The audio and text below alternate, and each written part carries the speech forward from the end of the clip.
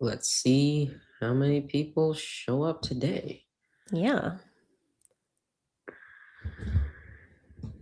How's your week? Good. How's your week? It's been a week. It's been a week. Okay. Hey, we've got a couple people on the stream already. Hi, everybody. Everyone post in the chat where you're watching from. Been a week. Well, I was pretty excited this week. We had a person land a job that she really loved. Yeah, 2 people land a job. Oh, who else? I must have Actually, missed out on somebody. yeah, Saad got a job. He didn't say it until Oh, like okay. during the internship presentations, but he got a job last week. Oh my God. Awesome.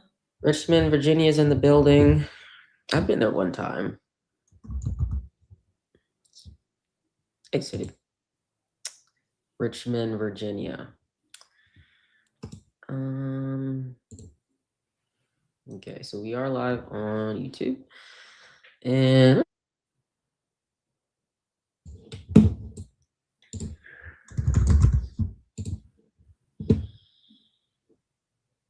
where's everyone watching? Post in the chat where you're watching from.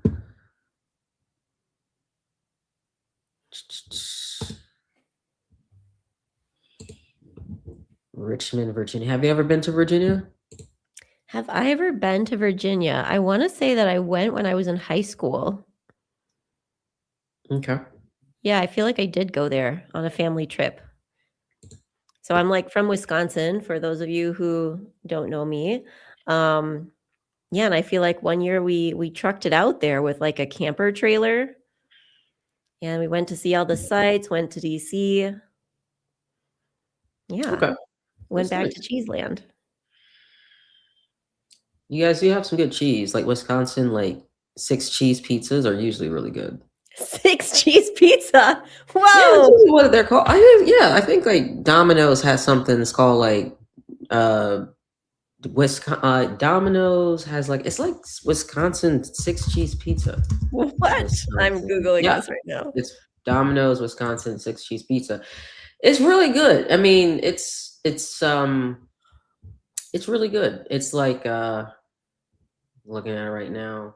It is feta, provolone, cheddar, parmesan, cheese with 100% real mozzarella, sprinkled with oregano. I'm not really sure where the Wisconsin comes from. We're just cheesy people. Yeah. All right. Caitlin, Houston, Texas is in the building. We got Georgia in the building from Jennifer. We got Detroit in the building. All right. All over the place. No one from surprise, no West Coasters yet. No, maybe West it's a little Coasters in the early for chat. them. What time is it in California? It's 4. They're still at Yes, work. 4. Oh, probably people still at work too. Yeah. Okay. Um, it's about 4 after, so like let's go. What are we talking about today? You know, I am super excited today, and I think I went down to like a little bit of a rabbit hole because number one of my favorite topics to talk about is networking because it is so important for your job search nowadays more than ever. And the reason that I went down a little rabbit hole is because I wanted to talk about AI for networking today, but also I just thought like, why don't we talk a little bit about like AI for your job search in general and what we can be using there? What's like the good versus the bad when it comes to AI? Because there is like debates going on about is it even okay for candidates to use AI, or is that cheating? What is that? So I've got some opinions, and I came here to share them with you today. Yeah, I'm excited. I'm pretty sure the answer is no, it's not cheating because everyone's doing it. Well, we've had this chat before, haven't we, Kadisha? Did we? I mean, that is my opinion. That is very much my opinion. What do you think about that? I mean, at this point, everyone's using it, or it just depends on like how or what, or um, it reminds me of. It just depends, I guess. But I mean, we're just talking about job candidates. I mean, I could and you can use AI to make a resume that makes us look like an accomplished, rocket scientist. I think that's wrong. Right. We're obviously not that.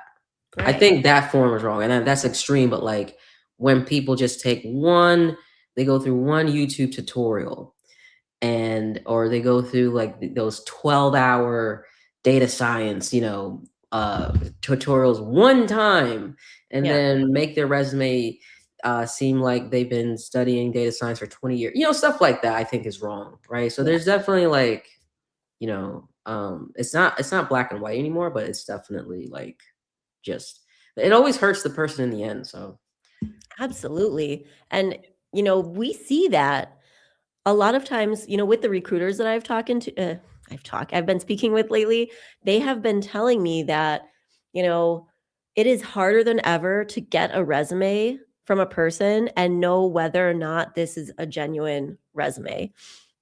Because before, you would put your stuff down on paper and, you would take the time to think about it. And now people are just tossing their information at a bot and having it like write the perfect resume for this job. And then, the company hire or they invite you for an interview and then the recruiter talks to you and you know nothing about data. And it is painfully obvious. And this is just a big waste of time, and they're going to know that, and this recruiter is going to get such a bad impression of you that you're going to like get blacklisted from the company. And they, in the ATS system, there is a spot where you can put notes. Yeah, you can put a note on a person, and then anybody at the company who has access to the ATS, they can see what jobs you've applied for in the past, and they can see that note, and they can see that you lied on your resume. Not interviewing you. Not going to have that happen again. ooh, I didn't know So that. telling the truth is important. I did not know that. I didn't know that there was like a blacklist for ATS. Well, I don't know if it's necessarily a blacklist, but you can definitely write comments. So when I was using my ATS system, I would open it up and I would see the application that a person had sent for this particular job. And then, of course, I can see all of the applications that they've sent for other jobs too. And I can go back and see like if they've had an interview, what happened there. And there might even be some kind of like icon next to the person. So all that is stored, guys. All that So is stored. would every company that uses Workday see like everyone's Workday's applications everywhere? Not everywhere, but inside the company. Ah, okay. So Okay. if you applied for like 10 different jobs within the company, yeah, Jennifer, hi, nice to see you here. Yeah, we're talking about the ATS, like the greenhouse or the workday. And it like not everywhere across different companies, but inside that company. So I can't see like if I'm working for Wayfair, I can't see the application that you sent to Amazon, for example. But if you sent 10 applications to Wayfair, I can see all of them. Hmm. And they're connected to your profile. So as soon as I see your resume pop up for a certain job, I see, okay, what's going on here? And then I investigate. And as you guys know, as you've heard me say before, if I have question marks in my head as a recruiter, that is not a good thing. I want periods and exclamation marks. Yeah. That's awesome. Right. So yeah, I love your perspective on that. I think honesty is the best policy when it comes to the job search.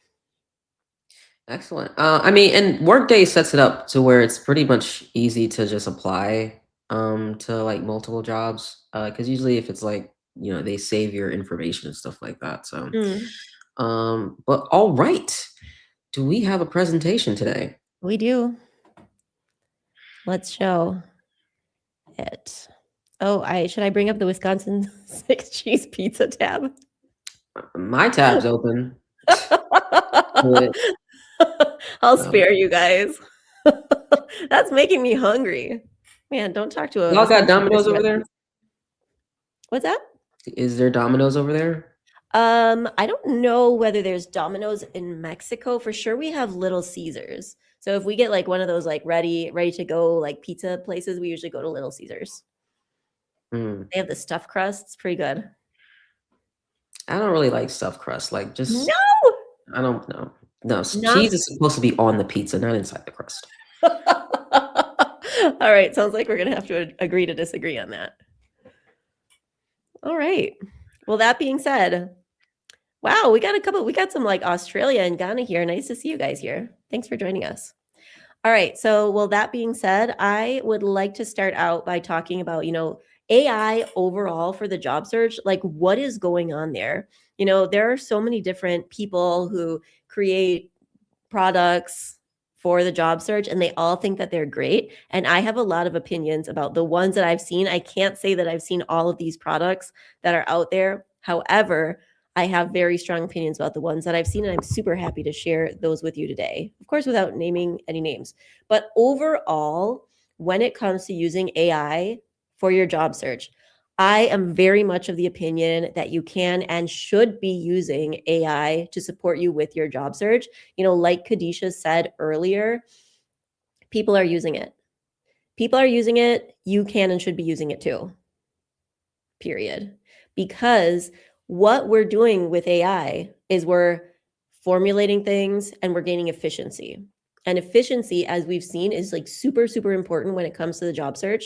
Because if a job is posted, there are going to be, I don't know, within the first hour, there are probably going to be already 100 applications in, and the person who posted the job is already like scrolling through resumes. So speed is important. However, what a bad use of AI would be is letting it take over the thinking for you. And unfortunately, what I've seen from a lot, and I don't want to say all of the tools that are out there, but a lot of the tools that are out there is that it simply advertises itself as like a set it and forget it kind of thing. And then it does the thinking for you. And this is never to your advantage, ever. And the reason why is because, like Kadisha said earlier, you've done that one, that one data science tutorial or whatever, or series of tutorials on YouTube, or you get that Google certificate. And then all of a sudden you give your old resume that you made, and you tell it that you did this data certificate. And then it'll just take that information that you gave it about you plus the job description, and it will just make a resume that is perfect for this job description. But that means it just has to make stuff up because it doesn't have enough information about you. So it's going to take over the thinking for you. And what's going to happen in the end is that the output that you are putting out into the world isn't in your voice.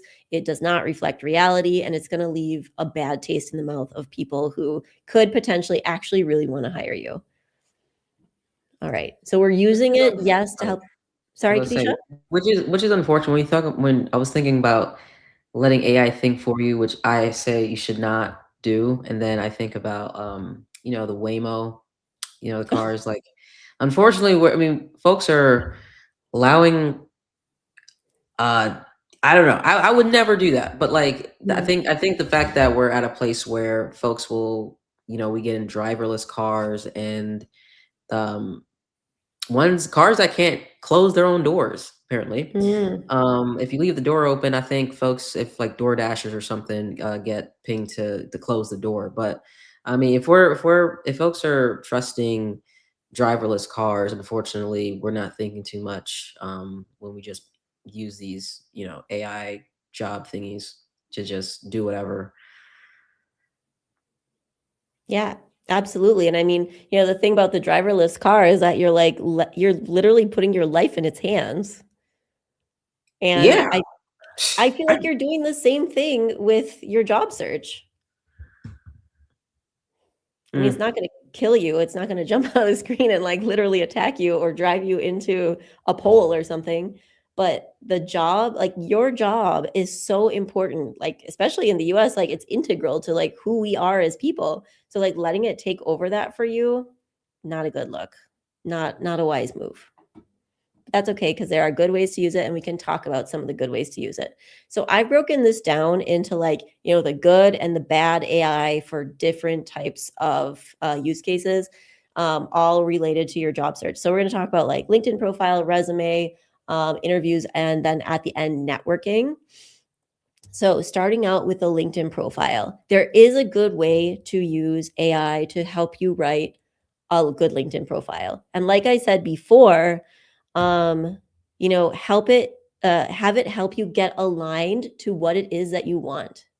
So have it help you align yourself to a specific role. So when when you give that resume bot, for example, you give it your old resume, all it has there is that information that you wrote down a couple years ago and nothing more. Maybe you put a couple extra sentences to update about your most recent job.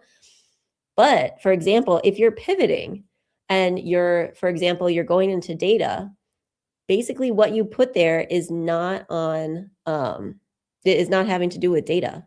And we want to make sure when we're submitting whatever we put out there, whether it be the LinkedIn profile, whether it be, what we're talking about in interviews or our resume, we want to always be putting out there what is specifically related and aligned to the job that we want, not what we had before, and not just aligned to what we've done, the job that we want. So we can be talking to it and saying like, hey, for this specific type of job, what is, could you help me formulate a new headline? Or could you help me improve my about section? And you're not just giving it your old information. You're not just giving it your old LinkedIn profile. It needs a lot more context. So talk to it about like all the stuff that you've done, the projects that you've worked on, all of the things from your old jobs too, that were somehow related to data, even if that was a very small portion of what you did in the past. And if you do that, you're going to find out that the output that it gives you is much more like closely aligned to where you're going. If you don't give it that input, it's going to be aligned to where you've been, which is I not think going to help that's you. I think that's the also the missing link when usually people just take their current resume and then just say, "Hey, this is a job, remake the new one." Yeah. Um, because one, most likely the maybe your current resume doesn't have those stories where you can just write them all out, which like we do with our students. It's like in the beginning, like write all these stories out. And it seems like, hey, why are we doing this? And then after a while, they realize why. But that's the type of stuff you can train your GPT for, train your AI for if you're using Claude. I'm not sure who's on the team bandwagon of the GPT exodus to Claude, but but you can train your Claude project with all these stories and not just your resume or regular resume because most likely it's just not enough. Mm, And also if you want to focus on like how like in business there's like product market fit. I think that there's like job market fit whenever you're trying to think of the skills that you have, the stories that you have, what's being asked for in the market, and what was the third one? I think that was it. Anyways, but the idea is like you got to make sure you're really telling the AI or whatever it is to don't just make stuff up or just add things that's just not there, but really translate what you bring to the table already. So mm. that, but that's like I don't know, that's like a missing step that like no one really does. And that's why a lot of these like AI generated everything is just awful. Yeah.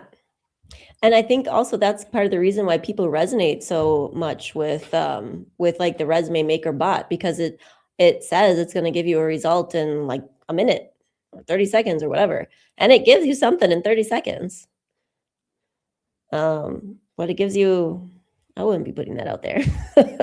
And you'll see too, if you want to actually get a good result, you'll see what it gives you. And then you'll have to spend time, retroactively, like going back and editing the output that it gave you. So I've seen people waste tons and tons of time with that. If you take the time to set up a good custom GPT, maybe you put 2, maybe 3 hours in getting that thing set up. But then how many times are you going to be applying? How much time are you going to spend on having your LinkedIn profile get optimized? How many mock interviews are you wanting to have it do with you? If you put that 3 hours in at the beginning and then you save yourself that half hour every time you do a new resume times 100, 150, or sometimes even 200 applications, I don't know, you do the math. So, when it comes to LinkedIn, the good AI is having it help you align yourself to the next role. What is bad, like Kadisha said, is like being super vague. Because if you're super vague and you just say like, rewrite this for me, it's going to give you crap in, it's going to be crap out.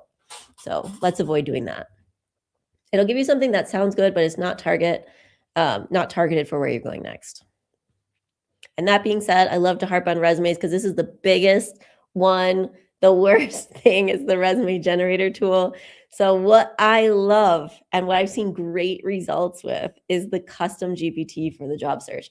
I can't say it enough. I can't say it loud enough. You get it set up and you set yourself up for success. Put all that data in there, all that information about all the great things that you've done in the past that align with where you're going next. And it's going to give you really good output every time.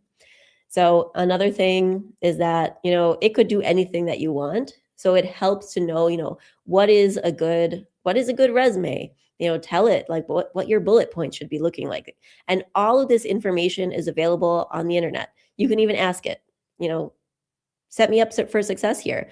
Let's create a custom GPT. And I want you to tell me, what does a good successful resume look like? We're using XYZ bullets. We're putting skills there. We're keeping it to 1 to 2 pages. You can give it parameters. So when it comes to bullets, for example, you can say, bullets in XYZ format, and then, keep it to 10 to 14 words so that it fits well within the template that you give it. So that way, you know that the output is like really on target each time, and you're not spending a ton of time, whittling it down, reworking it, reformatting it. You don't have to spend time on that. Bad AI, the resume maker tool, it just has 1 page of information about you. It's going to give you a really pretty format, and it's going to look really nice. Although some of them I've seen, like they'll give you like 3 or 4 pages if you let them. And I don't know why they allow that. It's not like nobody wants to see a 4-page resume. So it should be on 1 to 2 pages. But the formatting, generally, the look of it, it's going to be nice and pretty, but you're going to, again, get that bad output. And I don't know if any of you who are on the stream right now have tried like an application bot. I would love to hear from you what your experience was with that, because I have worked with people who've used the application bots before, and I have never had anyone land anything except a scam. So I've had people like be offered interviews for scam jobs, and then people are like trying to get their personal information and stuff. But it's like these are the bots where you give it your resume, and then not only does it create the new customized resume for you every time, or it just sends out that one resume to a bunch of jobs, but then it like actually proactively applies to the jobs for you without you even knowing at the time what it's applying for. I So don't see those too much as often as it used to. That used to be like really big, like the auto yeah, apply ones, and then they had the yeah. the Chrome extensions. I don't see them as often, gladly, but yeah, I just knew that just nonstop red flags when those were like really popular, nonstop red Yeah. flags. Yeah. And, unfortunately, people are still using them. And I got so bothered by this. Like, I had a couple of clients who were using them, and then, it would get like 800 applications out there and nothing but like scams coming back. And then they would ask me, like, what do you think of this? So I would go and like look. And of course, you go to these sites and there are referrals on the page, like, John Smith at Google. And then I would go to Google and literally search for John Smith, current employee, former employee. There was no one named John Smith at this company.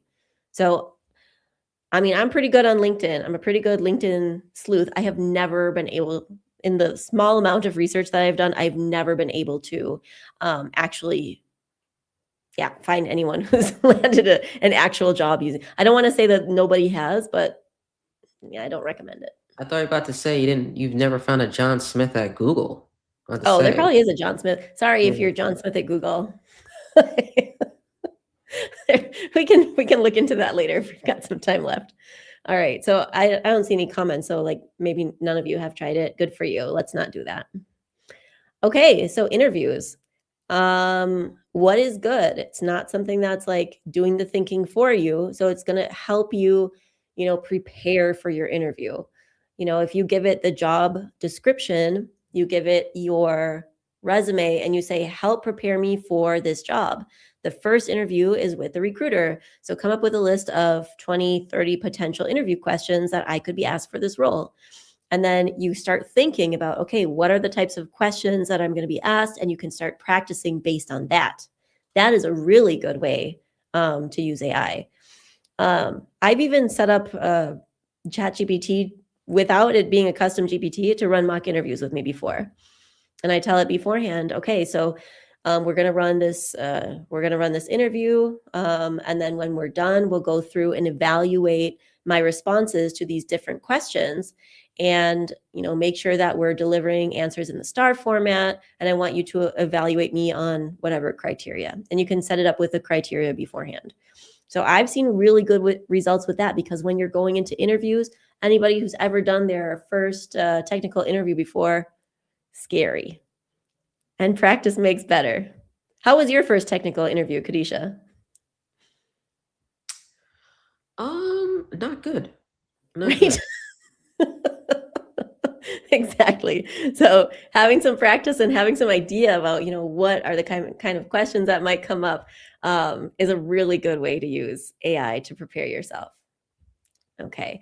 And then bad AI. So I don't know if you guys have seen these, but there are like interview assistant bots. Well, first of all, you can get a whole fake you to do the interview. Just don't do that. This is horrible. Obviously, nobody's going to want to work with you. And like, um, there have been like agents of North Korea who use these bots to interview with tech companies in the US. And then basically they're just like economic spies or whatever. There's like corporate spies. Oh Have you heard of wow. this? No, that's ridiculous. That sounds like a national threat. Yeah. National security. But I was also thinking that the new like thing or like is gonna be folks using agents to like work all these remote jobs, like Mm, multiple remote jobs, and that's gonna be the new like course selling thing. I'm gonna teach you how to make your own like how to work 10 different remote jobs just through right. agents. That's gonna be the next passive income thing. Right. Okay. Anyone watching and find want to sell that, become a millionaire, there you go. Mhm. That's gonna be it. Awesome.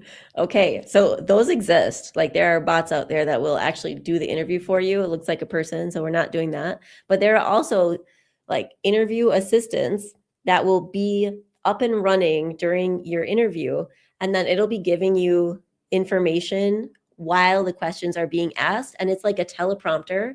It goes in front of the video. So you'll see the person there, the interviewer, and then there will be text coming across the screen. And I would say, if you've ever had to stand up and like read something in front of a group, you do not sound like you. You sound like a robot.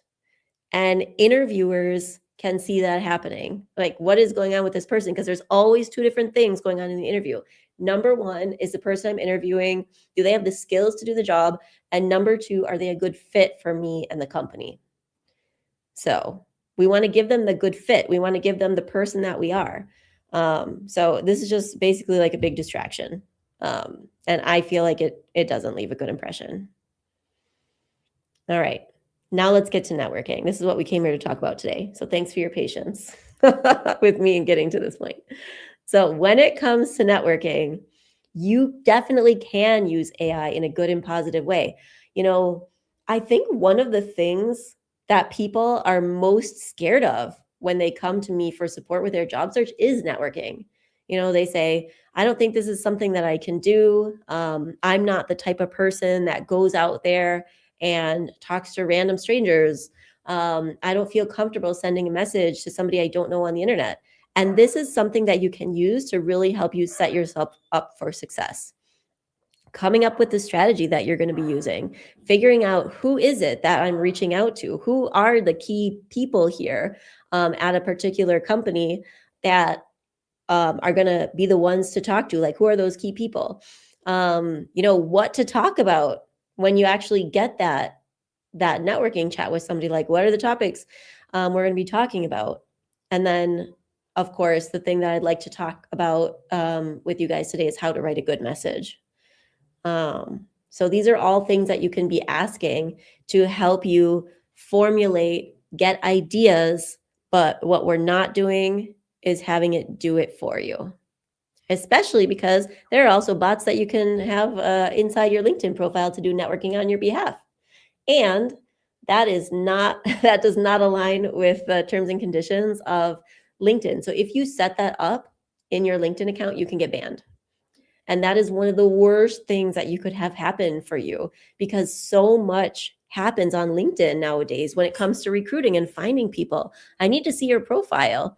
If I can't, like, if you don't have a lot of connections, if you don't have a history on LinkedIn, like, honestly, you could just be a bot. If you only got a couple of connections, and I see that as a recruiter, I think this person is maybe trying to scam me, because there are so many people out there who are using bots and making fake profiles in order to, sell or, get those jobs, or for the North Korean spies, so we need to have this. And because of all the fake resumes that are out there, or the, non truthful resumes that are out there, if I were recruiting today, for everybody that I was considering inviting for an interview, you better believe I'd be clicking on that LinkedIn profile before inviting them, because you only have one profile. You can't be faking that.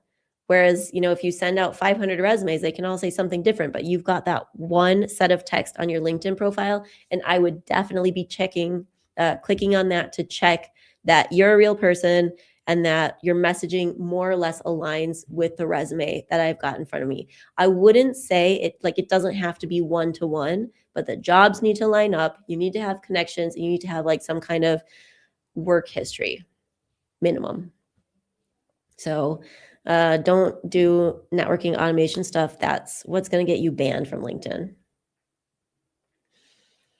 Yeah. All right.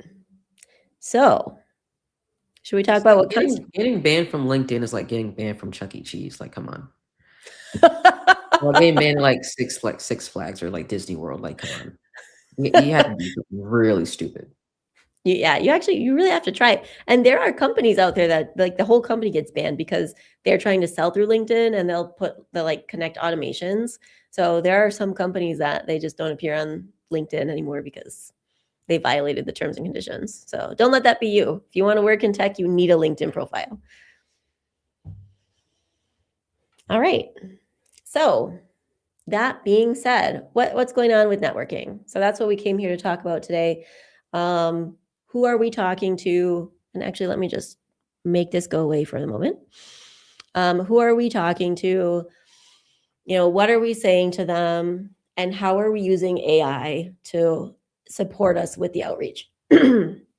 So I always say there are a couple of different types of people that you can be talking to. So number one, did you already apply for a job? If so, you can be reaching out to people who are connected potentially with that role. So people who work at the company, people who are decision makers, like, for example, the recruiter, the hiring manager, person who's going to be your boss down the road, and a person who has the job right now that you're applying for. So if you're looking for a role as a data analyst, can we be having chats with some other data analysts? If they have the same role as us, definitely not a decision maker, but number one, they could be interviewing you. They could be involved in some capacity in the interview process. And number two, they have insider information, and they might be able to recommend you, which also has weight. So let's think of the three types of people. And if you're like applying for a job that maybe it's like worded a little bit differently, the job title, than what you've seen before, and you're not quite sure who the hiring manager is going to be, then we can definitely be using this to like kind of sift through and get some more ideas as to who we're reaching out to on LinkedIn. Like, who is that person who's maybe going to be interviewing me? Who is the boss? Oh, usually what I would like to do is like anytime you got like an interview coming up, they always send the email of like who's going to be on the panel. I'd always like send a connection request and like introduce myself. That's like a really good play. Absolutely. Yeah. And then, creating the message for that. I always like to have the line in there, I'm interested in this job because, and then tell them, like, give them what they want, tell them why you're a good fit for this particular job. So that's a really good way. But also pre-interview, if you've just like, let's say you've sent out your interview, you've sent out your resume, you sent the application for the job, and you haven't been offered an interview just yet. So, if you haven't been offered an interview just yet, in order to increase your probability of being offered that interview, you can be reaching out to different people too. So, this is when, we're sending a message to the recruiter or the hiring manager or somebody who has a job that you want. So, all of those are really great uses of using ChatGPT or other Gen AI tools in order to gain traction there. I also want to just kind of a brief thing, but so one of our students, she connected. She had an interview early last year. I don't know, Mhm. sometime in the summer, something. And she connected with the hiring manager. She didn't get the interview, right? But then the hiring manager reached back out to her on LinkedIn. I think, yeah, something like that, and reconnected to bring back to interview, and then she got the job. So Right. um, I don't know. I just think LinkedIn is just like that's just where it's at. Like you can't be. It's just too much. You're just like shooting yourself in the foot if you're like not like networking on LinkedIn like legitimately. Like Yeah. legitimately. There's Yeah. so many. It's sometimes I don't know. Sometimes people just don't like playing the long game, but sometimes it doesn't have to wait that long. But I wouldn't think it's not working just because it's not instant. I don't know, it's Yeah. just one of those things that just compounds, and when it happens, it's gonna happen, and you're just gonna be glad that you did. You don't wanna wait too long or Right. stop too early. Absolutely. And that being said, I mean, you don't only need to be networking with people who work at companies that you've applied for. So, for example, I encourage people to come up with a list of companies that they're interested in. They haven't posted a job in 5 months. That's totally cool. Down the line, maybe come January, come March, they might be hiring for a role that could fit you. And in that case, wouldn't it be amazing if you had already connected with 2 or 3 people at that company so that they already know your name? And if they're the people who have the job that you want, they probably already know that they're hiring another person into this role. And at that point, you don't even have to you don't even have to I don't wanna say you don't have to apply because you still have to apply, but the goal of applying is to speak with a person, and then they're referring you, they're telling the hiring manager, "Hey, I talked to this person, I think they'd be a great fit." And a lot of times in tech, these people will get money for that. If you get hired, they find you, they think that you're a good fit, you get hired, they get 5K. Win-win. So, absolutely. I feel like, Kadisha, what you said is hitting the nail on the head. It is a long game, networking. And I think one of the things that people like kind of keeps people from doing it, they feel a little slimy, right? Like, oh, I'm going to go and ask somebody for something. But you can be giving too. I mean, you've got valuable information. You should be giving. It Yeah. should be like I don't like the ones that even I get where it's like that's like immediately. I even got one like a few weeks ago. It was someone who we went to the same school. So yeah, she did the connection, the commonality. Mhm. Everything was like on par except the first message, the intro, the connecting message was like immediately asking me to like refer her to the company. Like I don't even, it's like I, I don't know you and stuff like that. Like it's not giving anything. It's just, hey, can you just see like it's just like going on LinkedIn and seeing, oh, which person, because you can see like who in the alumni who you went to school with works at the company, but the Mhm. first message can't just be immediately asking some stranger to like give a referral for you. Like that's Yeah. just like no, no, no, that's just not good. Someone's asking like what's a good pickup line. I like that term, pickup line strategy. Oh, good pickup line.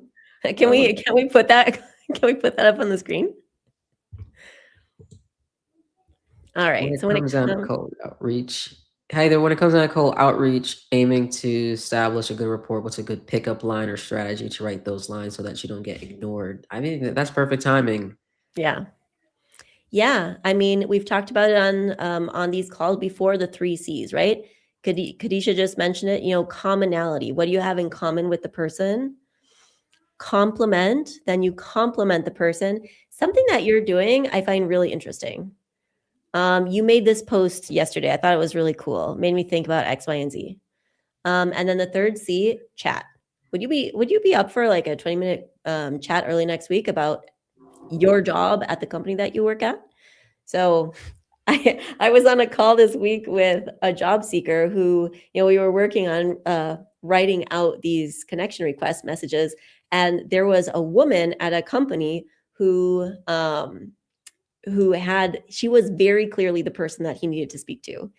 And he said, I feel slimy reaching out to this woman because I don't want her to think like I'm asking her out. So, talking about a pickup line, like we don't want it to actually sound like a pickup line.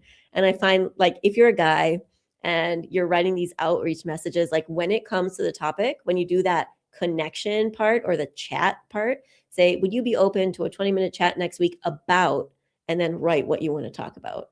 So that way it sounds a lot less like a pickup line. I've gotten them before. Have you gotten pickup lines on LinkedIn before, Kadisha? You mean like dating? No, thank God, Oh, no. Or you mean no? like Like no, people who, I don't Yeah, know, yeah, yeah. Like the they're ones I just thought. said, like I've gotten a lot of them that were just like not good. Like it was just like immediately asking me for like, hey, you work at this, you work here, can you refer me to somewhere? Or just Yeah. immediately asking. And then they don't say anything about like my content or anything. And this is like forever. Like I've been posting for such a long time. There's like so much easy stuff to just like pinpoint, like, oh wow, I love the post that you did like last week about whatever, blah blah blah. And Mhm. just even like maybe get more information or ask about that or something like that. I don't know. So I can just by that I can tell that people are like very lazy about, like, if I can tell that this was like copied and paste, Mm, I'm not gonna respond. I'm just right. not.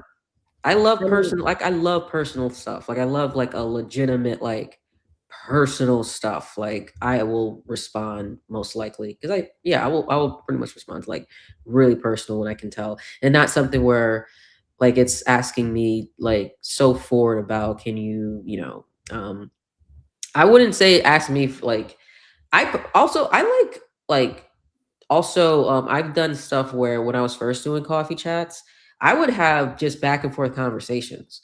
Mhm. Too, like to me, that's another win because like not everyone just has the time, or sometimes that's a big of a commitment. Like to me, like a second, I don't know, another low hanging fruit is just a back and forth conversation in the DMs. Like that's Oh, good yeah. too.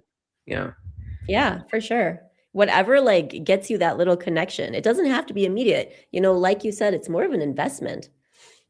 And then later down the line, when there is something relevant that comes up, you've already had that touch point. So then you can come back to them and say, "Hey, I saw this job open. What do you think about it? Do you know anything about it?" And then we're chatting again. And then Hmm. if they do know something about it and then you're interested, then that's when you can ask them, "Would you be open for a chat about this?" You know? That's me, like, all the time. Like, I Yeah. do that all the time. I say this, I put this in my content, like, I'm not even joking, like, literally, like, 80% of, like, the opportunities and stuff that I have, like, or whatever today, or Mhm. whatever goes through, comes from majority of, like, the core network that I built at, like, 1,500 followers. Right. So, that's, like, and again, that was while I don't know, that was, like, sure, 2022? So Mhm. yeah, so it's a big deal. Yeah. So networking, it's a big deal. It compounds. It's literally like putting money in the S&P 500, not even joking. Right? And speaking of 2022, I think that might be the first time I messaged you. So, and we're sitting here today having these chats, you know? Yeah. So, guys, proof is in the pudding. It works. And And it's a it's good not going pudding. to be, It's some good pudding. yeah. It's some good pudding. I'm enjoying the pudding. I hope that you are too. Oh I hope yeah. everybody out there is enjoying the pudding. It's got Oreo pieces and everything. Little swirl. Mhm. Yeah. Right. Yeah. So definitely ABN, always be networking. It is not a short game, it is more of a long game. Definitely be doing it. I don't want anybody out there to feel slimy. Sometimes because so many people feel like they're allergic to networking. Sometimes I even feel like you're doing people a favor when you're the one to reach out to them and say, Mhm. "Hey, I think that's cool." And you start the conversation. Because like a lot of times people also want to, like, they want to be doing it, but they feel they feel a little bit inhibited by that too. So, I mean, there's so much good to receive, but also to give when it comes to networking. And And people as like to like, talk about themselves, really. I mean, for the most part, if you allow them to, like, yeah. they love to talk about themselves.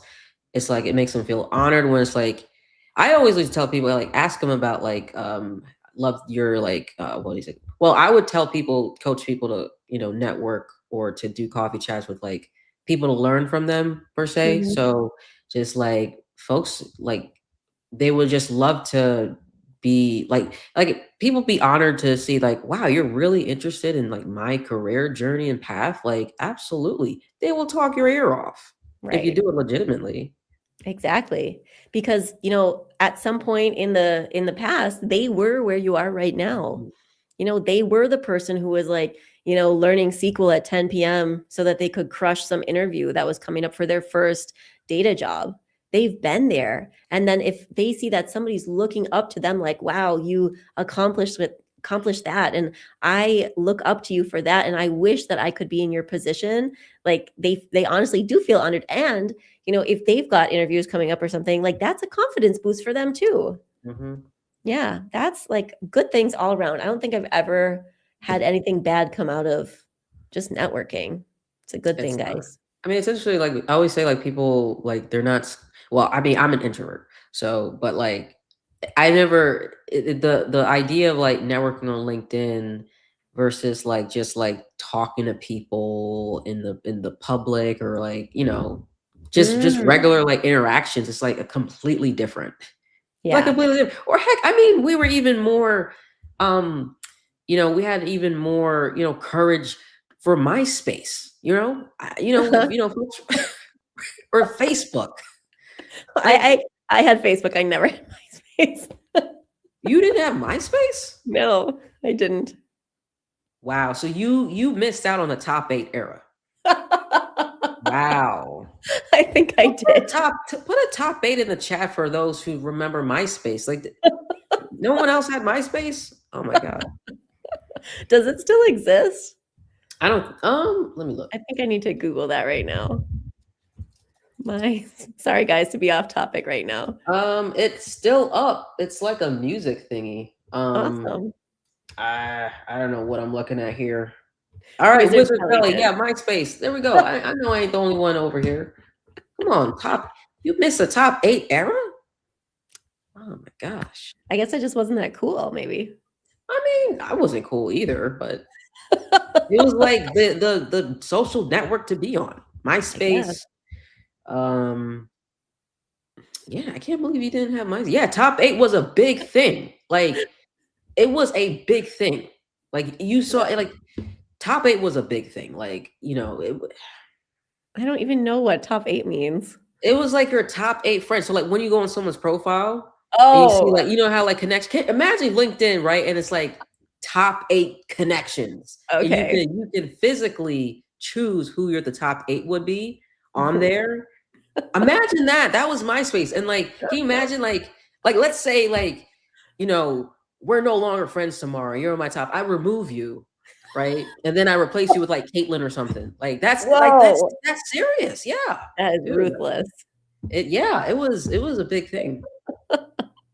Okay, And well, and then yeah, and everyone once you signed up, you had Tom. Tom was in your friend and in your top 8. He was the creator of it. So oh, you look okay. up Tom MySpace. Yeah. Tom MySpace. Okay. I'll be going into the weeds on this later. Cannot believe you were not on MySpace. Were you on Tumblr? No, I had Facebook. Everyone has Facebook. That's not you don't get No, any brownie points for that. no, I don't need brownie points. I had Facebook. That's all I had. Now Is I it have like LinkedIn. it was the status. Yes, that was a huge status. Like Yeah. like you were not like you would think people were your friends and then you go to your top 8, you're like, "Whoa, whoa, whoa." Wow. So connections were won and lost. Yeah, it was serious. Oh yeah, it was like not to go on a tangent. Let me tell you. And then you would learn like how to like do like HTML and CSS and stuff for your background. Like Uh-huh. that was our I can go on a tangent about MySpace all day. Uh-huh. Yeah, that was the good old days of the internet. All right. Um, Well, it sounds like that was the thing to be networking on back in the day. oh yeah. Today, LinkedIn is a thing, but also in person. So, Kadisha, like you said, I don't know if you feel like when you go to like events and stuff, like it can get a little overwhelming because like everyone's there, I don't go to events. right?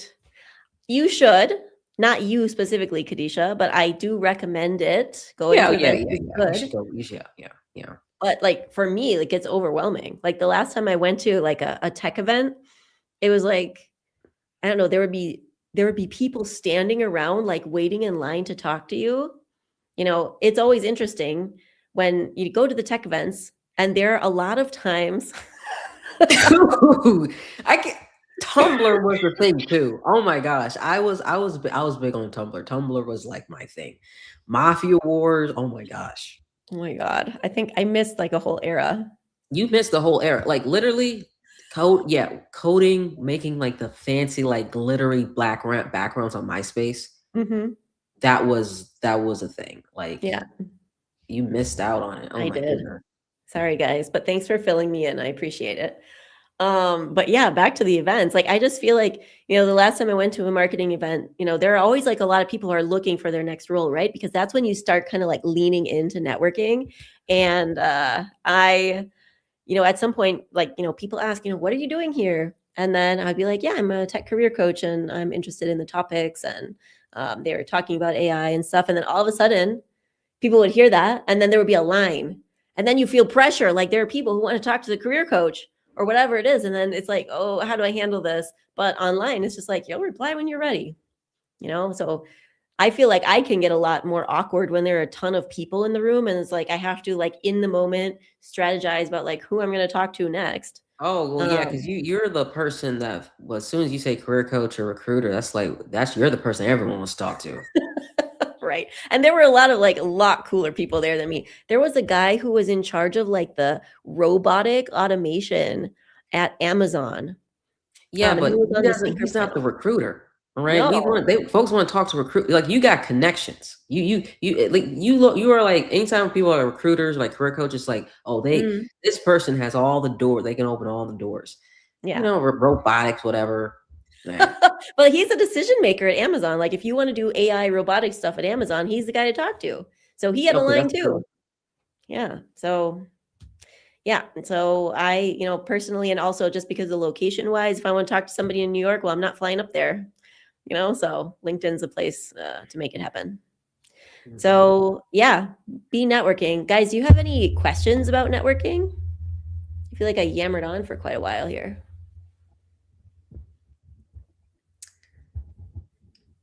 Is it more beneficial to go to free events versus paid events? Hmm. Good question.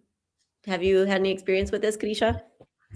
I mean, I'm not really an event person. Like the only Mm, events I can say I've been to lately or in the past couple of years were definitely paid. It was like conferences or stuff like that.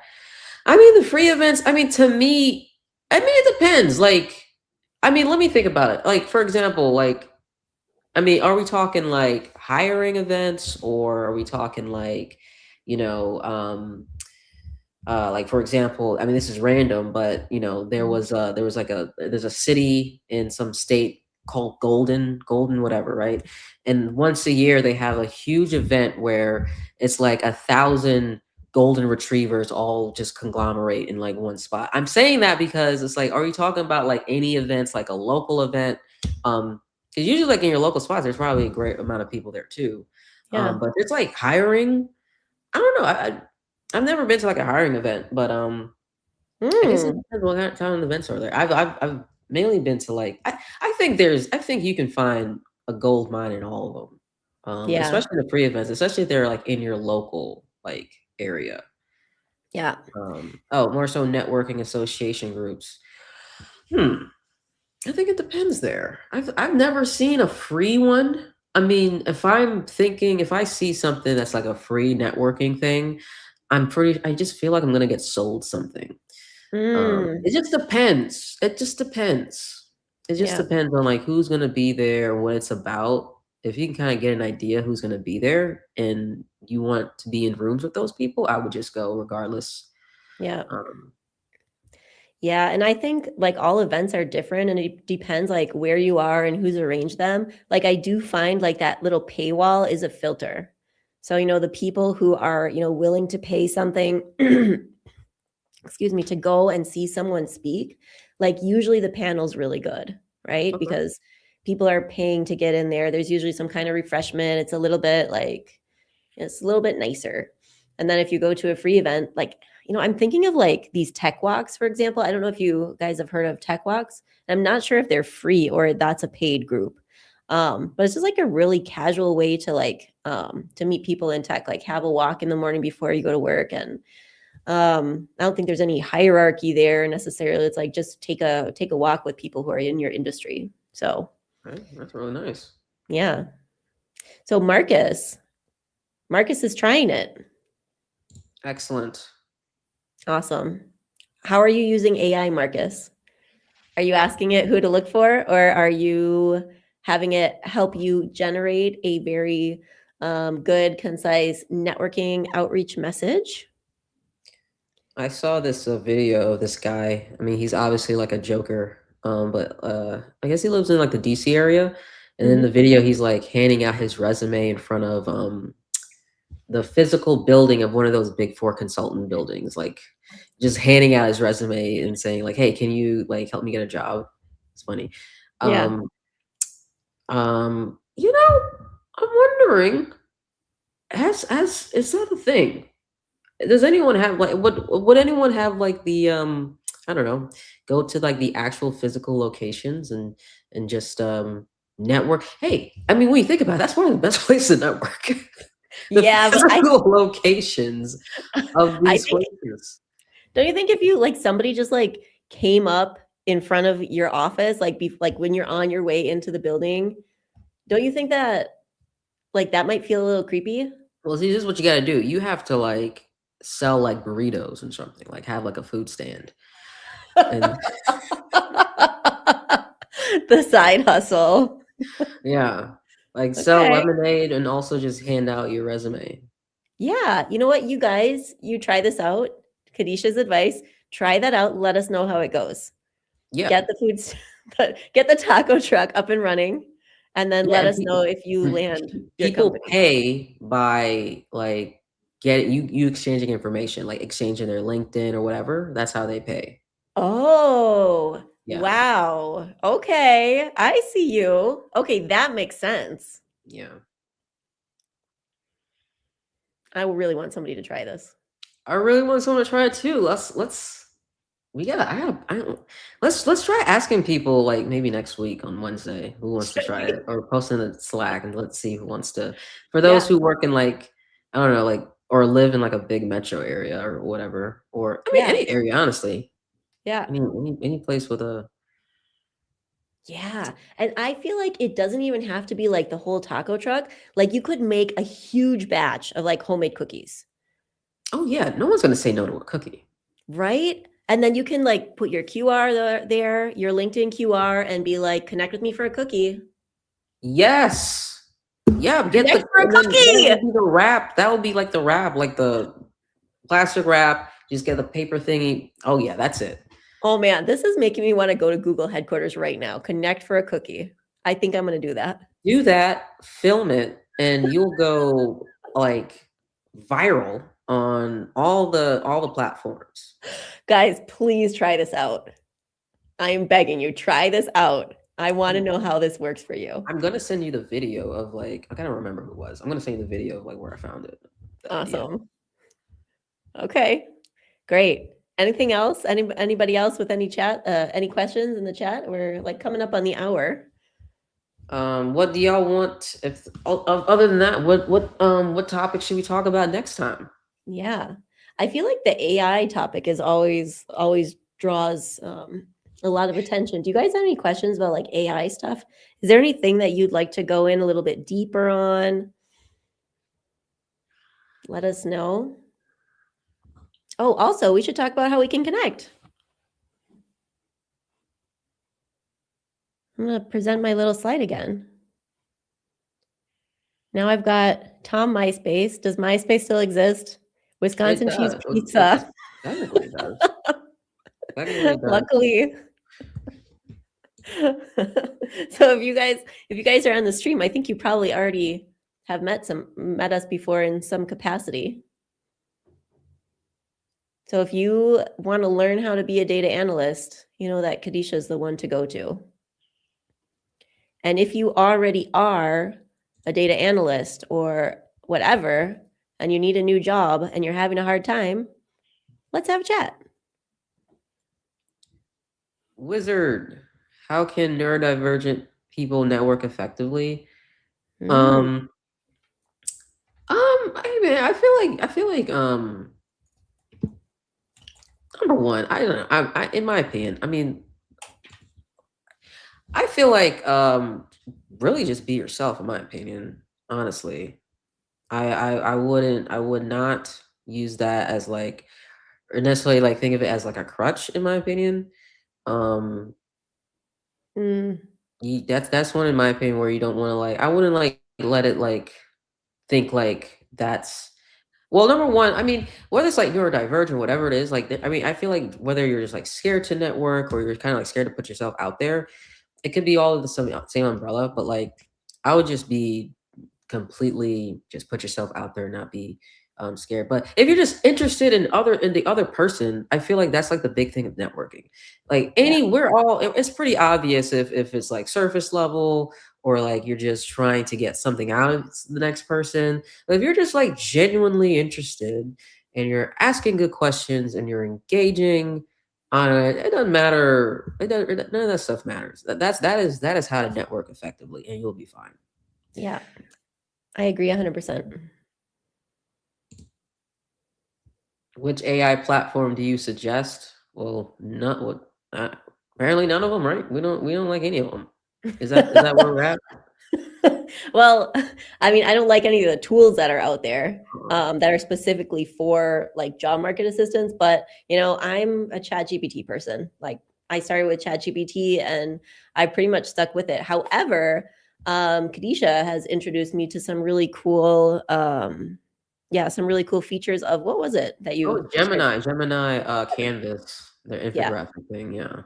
Yeah, so I'm actually like I'm wanting to like look into other tools a little bit more, but I think, you know, whatever is out there now, like when it comes to Gen AI platforms, like they're pretty good. So I don't think I'm the person to say, oh, this one's better than the other one. There are specific use cases, but